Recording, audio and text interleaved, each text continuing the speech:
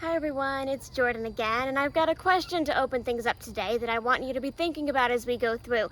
What does becoming a Christian mean to you? What does that look like in your mind, being saved, becoming a Christian? What is that to you? Okay, as you think about that, I want us to go through something. I'm going to try to illustrate this to you, kind of like I did with the faith one that I did in the swimming pool the other day, except thankfully I'm not in the water this time. I am going to be in a car. I want our car to represent kind of our life journey as we're driving through life, as we're going through life. And this gorgeous cross here is going to represent God. Okay?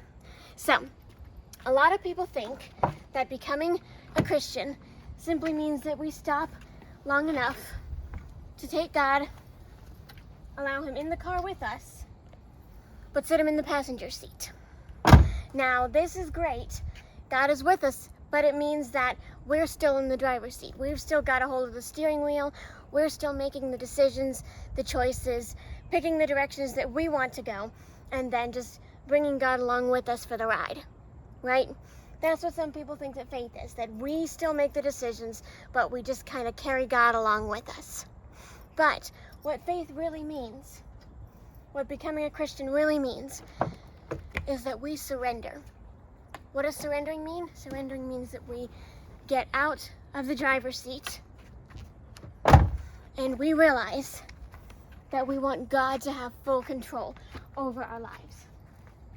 When we want God to have full control, what does that mean that we have to do? We have to get out of the driver's seat. We have to get into the passenger seat. We have to say, God, I want you to make all the decisions in my life. I want you to have full control over my life. And we put God in the driver's seat, literally saying, Jesus, take the wheel as we drive through our life's journey. Whatever direction God chooses to take us. It might not be the way we want to go. It might be a bumpy road or a road where we can't see the destination anymore. But we trust that our driver has got it. We trust that God is taking us in the direction that we need to go, that he's got a plan. He's got the map that we can't see, so to speak, and that God is taking us. We are followers of Christ. We're not leading Christ.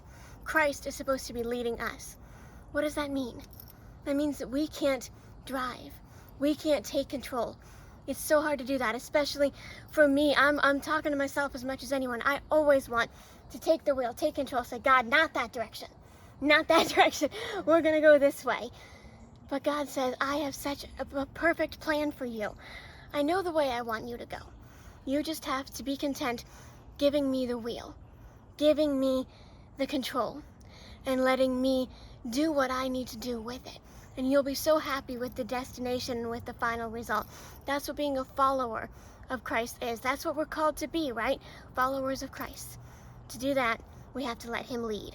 And to let him lead, we have to surrender control and put him in the driver's seat. I hope this encouraged you today. Maybe this has kind of changed the way that you see your own faith and your own relationship with God. If that's the case, please take a moment to just pray to God and just give God that control.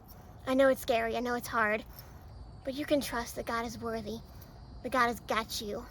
You can give up control to him because he is God and he is good and he is faithful and he is holding on to you. And as we drive our journeys together, let's all let God take the wheel, take the driver's seat, and let's all say a prayer to him today, just giving up that control. God is good all the time. I love you guys.